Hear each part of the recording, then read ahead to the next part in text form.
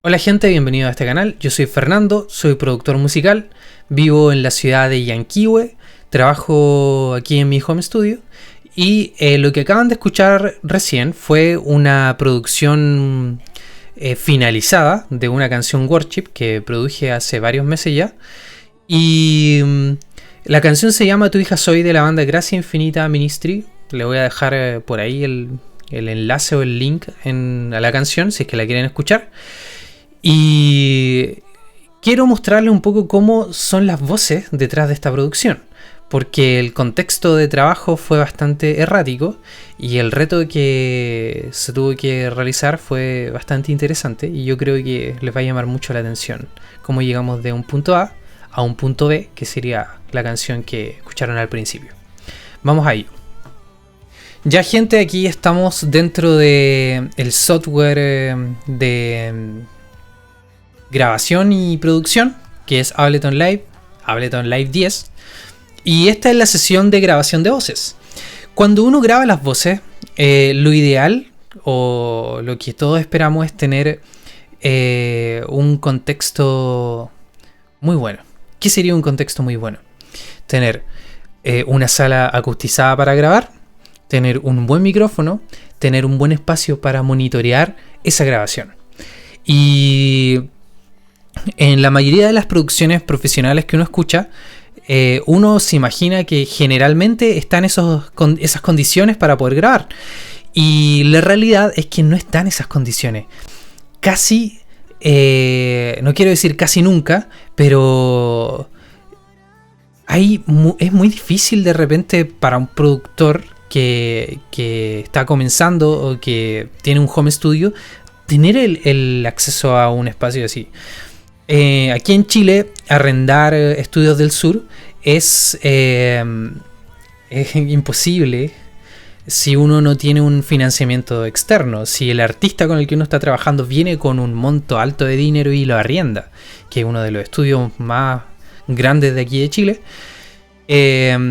pero los contextos generalmente son erráticos. Las salas que se tienen no están preparadas para grabación, el monitoreo no es el mejor y a uno no le sobran micrófonos. Yo les voy a mostrar a continuación las voces originales, las grabaciones crudas sin procesamiento de lo que fue esta canción que se llama Tu hija soy, de la banda Gracia Infinita Ministry. La voz cruda, le voy a subir un poco el volumen, suena exactamente así. En mi tempestad estás tú, Dios. En la oscuridad veo tu luz. Esa es la grabación original. Contexto de la grabación. ¿Dónde se grabó? ¿Con qué se grabó? Primero, la cantante, que se llama Belén grabó aquí, en esta sala. Así que se ve con madera. Esto no tiene un acondicionamiento acústico, no tiene nada de acondicionamiento. Se grabó aquí. ¿Con qué micrófono se grabó? Con este que está acá, un Sennheiser MK4, que es el mejor micrófono que yo tengo. ¿Y con qué interfaz se grabó? Con una interfaz Rubix 22 de Roland, que no es una interfaz cara, inclusive creo que es la interfaz de entrada que tiene Roland, y mi interfaz tiene más de 5 o 6 años, no una interfaz actual, y fue con esas herramientas con las que se grabó esa canción. Ya estamos un poco dentro de la materia que se hizo dentro del audio. Cuando nosotros escuchamos una producción real, original, bueno, todas las producciones son reales, a menos que estemos hablando de inteligencia artificial y esas cosas, pero cuando escuchamos una producción bien hecha en un buen contexto, ya cuando se sube a Spotify y está bien hecho, no podemos distinguir si el contexto fue bueno o fue malo, si se hizo en un espacio con buena acústica o no, o si se hizo con tal micrófono o no. Matías, que es quien mezcla todas las producciones que yo trabajo, porque trabajamos juntos, él ya puede reconocer, por ejemplo, cuando la mezcla la hizo uno u otro ingeniero. ya sea, no sé, CLA, Manny Marroquin, etcétera, etcétera. Pero uno no puede distinguir con qué micrófono a veces se grabó. Quizás sí, pero es más difícil. O en qué espacio se grabó. ¿Se entiende? ¿Por qué? Aquí quiero llegar yo con esto. Yo, para efectos del video, ocupé un proceso acá, que si ustedes lo ven, tengo un afinador, un filtro, tengo estos dos efectos de edición, el Smooth Operator, que un proceso como de ecualización, tengo el Artbox, el CLA76, que son compresores los dos, un pequeño filtro, y este proceso que añade un poco más de compresión y efecto. No le quiero dar mucho énfasis a esto porque esto no fue la ecualización y el proceso que se ocupó para la producción final. Simplemente lo hice como para mostrar que uno puede procesar un audio rápido, porque esto lo hice en un ratito, y que suene relativamente bien, porque no suena relativamente bien en sí, pero es para mostrar un ejemplo. Observen, la producción vocal suena así, perdón, la voz cruda sin plugins. En mi tempestad estás tú, Dios. Con el proceso de plugins que yo añadí recién. En mi tempestad estás tú, Dios. ¿Suena mejor? Sí, suena mejor, creo yo. ¿Suena perfecto? No suena perfecto. Suena... sí, sobrecomprimido quizá. Quizá le faltaría ecualización un poco. Pero a veces este proceso de plugins suele ser un poco irrelevante dentro del contexto. No quiero decir que sea innecesario porque es completamente necesario. Pero si nosotros obviamos ciertos procesos que hay que hacer, el proceso de plugins, aunque sea muy bien hecho, quizás no siempre dé el mejor resultado. No sea necesariamente lo que lleve la voz del punto A al punto B, que sería el punto correcto. ¿Qué quiero mostrarles yo? Yo aquí puse un autotune automático. Puse este plugin que es el SPL Deverb. Puse este que es el Clarity VX de Waves, que también es para... son dos plugins que sirven para eliminar un poco la reverberación de la sala. O controlar un poco los ruidos que pueden haber. El Smooth Operator es como un... llamémoslo un ecualizador dinámico. No es en sí mismo un ecualizador dinámico, pero quizás se entiende más si hablamos de ecualizador dinámico. Puse dos procesos de compresión, que es el Artbox, que está así, y el 76, que es el CLA76 de Waves, que lo tengo con esta CTO. Después puse este pequeño filtro aquí de campana en los casi 400 Hz. Y después tengo esta cajita que tiene efectos, un poco de compresión, que es el glue brillo, que es el write, como que se escribe ahí, o como se diga. Tiene un poco de delay.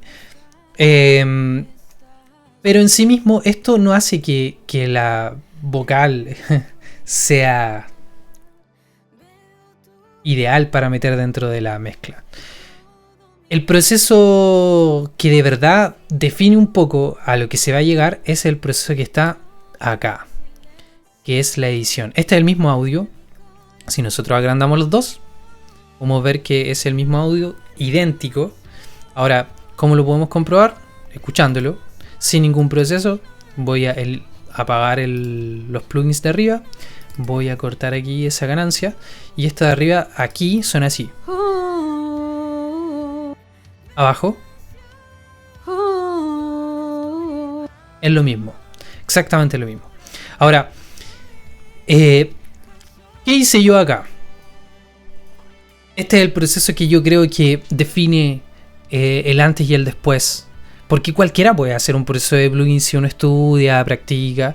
Pero este proceso de edición creo que es lo que cambia y marca la diferencia un poco. ¿Qué encerré yo acá? Escuchen. Respiraciones, y lo que está aquí, S de voces, por si acaso. La S y la respiración hay que editarlas de manera manual. Ustedes van a decir, ocupa un the breathe, ocupa un de-esser. o como se llamen esas cosas que sirven para controlar las respiraciones y para controlar las heces. Pero no es lo mismo, no es lo mismo. No es el resultado ideal meter 3, 4 diésers. Si otro productor lo hizo, no significa que a ti te vaya a resultar, porque tu contexto es distinto, tus micrófonos son distintos, tu acústica es distinta, el cantante es otro, hasta los factores emocionales afectan dentro de la grabación con el cantante y su interpretación. Pero cuando tú tienes un micrófono que no es de gama tan alta, esto se grabó con este micrófono de acá, que es un MK4, se grabó aquí en este espacio, que no está acustizado, uno tiene que entrar a editar. ¿Qué hace uno? En mi caso yo tengo el Clip Gain, que es este plugin chiquitito, que es gratuito. Yo lo tomo y bajo el volumen de la respiración, lo tomo, bajo el volumen de la S, que ya lo tenía bajado en este caso. ¿Se hace así de simple? No, hay que escuchar, hay que probar con la compresión encima para ver cómo reacciona el compresor ante la variación de la ganancia, y es un proceso lento y es un proceso tedioso. No es un proceso que sea tan agradable de hacer, pero en un contexto errático, cuando no se tienen las mejores herramientas, cuando no se tienen las mejores condiciones, cuando no se tienen los mejores micrófonos, es esto lo que uno tiene que hacer, porque sí marca la diferencia de llevar la canción del punto A, que es el punto de inicio crudo, al punto B, que es el punto final, con la canción subida a plataformas digitales. Yo produje todo en esta canción, la hicimos sin presupuesto. Yo creé la instrumental, grabé las guitarras, los bajos, creé los sintetizadores. Generalmente es a lo que yo me dedico. Grabé las voces, grabé a la cantante, grabamos las segundas voces y edité todo y se lo mandé a Matías, que es mi amigo que mezcla, que trabajamos las producciones los dos juntos, siempre. Y lo que yo hice fue mandarle el proceso de edición listo. ¿Cuál es el proceso de edición? Editar las heces, editar las respiraciones, afinar. Y esos 3 procesos son los que le corresponde, a mi criterio, al productor, no al mixer. O por lo menos yo lo hago, que soy productor. Y es lo que hace que la voz uno la pueda encajar dentro de la mezcla de mejor manera. La compresión no va a levantar tan fuerte un audio que no está sonando fuerte. Y como la S es aguda, las respiraciones también tienen un factor de subgrave, tiene un factor de agudo. El compresor lo toma y lo levanta muy fuerte y termina haciendo que el sonido sea errático, que suene mal. Si nosotros escuchamos el proceso que yo ocupé, con los plugins que yo añadí, uno mete compresión, que no es un proceso que esté necesariamente malo, sino que es un proceso de edición rápida de voz que inclusive en otros contextos uno lo puede ocupar para una producción final. Levanta tanto la respiración y levanta tanto la S que suena feo y que no sirve. Escuchen. En mi tempestad estás tú. Escuchen el estás. Estás tú. Eso es muy molesto y no es tan práctico tenerlo. Y si yo enviara esto con todos los procesos, es muy difícil de quitar. Hay que hacerlo antes. Y ese proceso es marcando cada respiración, marcando cada S, editando, escuchando, probando y llegando al resultado que uno sienta más musical posible, sin intervenir la voz de manera tan agresiva, pero interviniéndola lo suficiente para hacer que las S y las respiraciones funcionen bien dentro del contexto y no molesten. Y el compresor, cuando levante todo, no destruye la voz, no enmascare. Eso es en sí la magia que hay detrás de una producción de bajo presupuesto para que llegue a sonar en plataformas digitales de manera óptima. Eso fue lo que yo hice. ¿Cómo lo hicimos? ¿O cómo lo hice yo antes de enviarlo a mezclar? Edité la S, edité las respiraciones con ganancia. Se realizan los crossfade, que es hacer esto, porque si no echamos a perder todo, porque se generan clics que suenan muy feos. Probamos que no echemos a perder la fase y después de eso se afina. ¿Con qué se afina? ¿Con Autotune? No, se afina con Melodyne o con un plugin que sea similar a Melodyne. El Melodyne es irreemplazable. Y después de eso yo pongo algunos procesos de compresión, ecualización y efectos y se lo envío a Matías y Matías lo mezcla, que es el mixer que trabaja, como había mencionado. Esa es la magia de la canción. Y hace que después uno termine teniendo una producción final, que es la que está acá arriba, y que la respiración está, sí, pero no molesta. La S está también, pero no molesta. ¿Se podría haber mejorado la producción? Sí, yo creo que sí.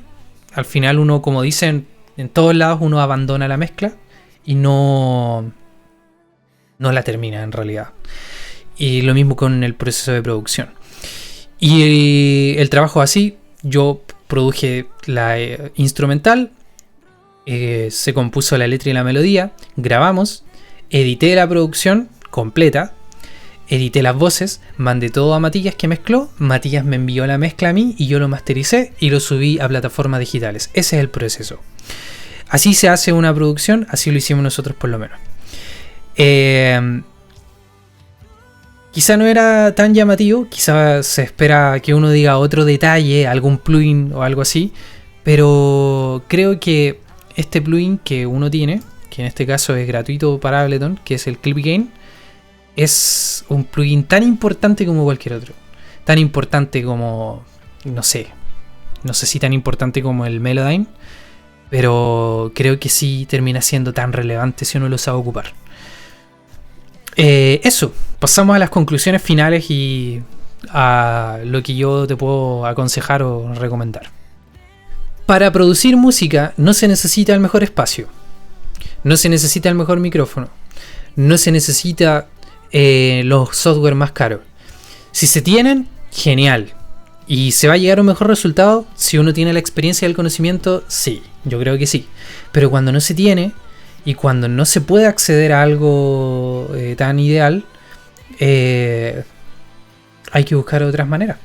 Y hay que buscar soluciones. ¿Y se pueden encontrar soluciones? Sí. Probablemente la edición, que es lo que yo le estaba mostrando acá, sea uno de los procesos que muchos evitan y que creo que es una de las cosas más relevantes que uno tiene que hacer. La idea es parecerse a las grabaciones profesionales en contextos ideales y uno nunca lo va a lograr, pero sí uno se puede acercar. Y cuando la canción se hace bien, cuando se edita de manera correcta, cuando tú subes esa canción a plataformas digitales, nadie se va a preguntar si eso se grabó bien, si se hizo en el mejor contexto, si la sala estaba acustizada. Simplemente la van a comparar con otra canción y la idea es que la tuya se compare y suene bien. Creo que es lo único que uno puede hacer, porque el que está escuchando con sus audífonos no se va a preguntar nada, solo se va a dar cuenta si suena un desastre y no le va a gustar. Pero si tú logras hacer que tu producción, que de bajo presupuesto, suene bien, nadie se va a preguntar cuando esté en Spotify dónde se grabó, quién lo grabó, de qué manera lo grabó, a menos que sea un productor o un mixer o un artista que está muy metido en este rollo. Si la producción suena bien, el que está escuchando le va a gustar y punto. Y como última reflexión, una vez yo trabajé para un artista extranjero que me contrató por Fiverr y como siempre trabajé con Matías, trabajamos mezclando y él me mandó una grabación de voz que sonaba muy mal, pero muy mal. Y según él la había grabado con un Shure SM57, que es un micrófono muy conocido, que es bueno, pero hay que saber ocuparlo en realidad. Y yo procesé lo que pude, me quedó muy mal. Y yo le dije a Matías, tengo una voz que yo he procesado voces malas, pero esto suena pésimo. No está tan mal cantado, pero suena mal, suena fatal. No sé si de verdad ocupó el 57, como me dijo la persona, que era una persona que no hablaba ni siquiera español ni siquiera inglés. Y Matías me dijo, a ver, mándame la mezcla a ver qué puedo hacer. Y Matías lo mezcló y saben que el resultado fue muy bueno para el contexto. Y la canción quedó lista para subirse a plataformas digitales. Resulta que después el cantante nos dijo que lo grabó con el micrófono de su computadora. El micrófono por defecto de su MacBook Pro. Y se escuchaba cualquier ruido. Y resulta que nosotros, sin saber, trabajamos una mezcla una producción y una mezcla con un micrófono muy malo. Y el resultado fue genial. Quizás si hubiéramos sabido que era un micrófono así, no hubiéramos negado, porque uno se antepone a las circunstancias y dice es que es imposible. Pero yo en mi cabeza dije, pucha, si fue con un 57, que no creo, tiene que haber sido un 57 falso, dije yo. Pucha, algo habrá que hacer. Se debería de hacer algún proceso y que se llegue a algún resultado relativamente decente. Y finalmente con Matías logramos tener un resultado muy bueno para lo que era el contexto. No puedo mostrar esa producción porque al ser producida en Fiverr yo tengo que respetar el uso que le dieron a la producción y no puedo mostrar en sí mismo todo, pero sí se los puedo contar. El audio de esta producción ya es errático y ya se puede llegar a un muy buen resultado con un audio que no es el mejor. Ahora, la recomendación, no limitarse, porque el contexto a uno siempre lo va a limitar si uno se predispone. No hay que limitarse, no hay límites, uno puede lograr un resultado bastante decente con audios que no son muy buenos. Y si llegaste hasta acá y mi reflexión, aunque hablé mucho, te resultó útil o práctico, bueno, puedes seguir y dar like y esas cosas que uno pide. En un próximo video probablemente analicemos una producción como esta y ver cómo producir un instrumental profesional completo para subirse a redes sociales, a plataformas digitales, sin ocupar ningún amplificador ni micrófono, porque también se puede hacer. Así que eso lo veremos en un próximo video. Y eso. Nos vemos. Adiós.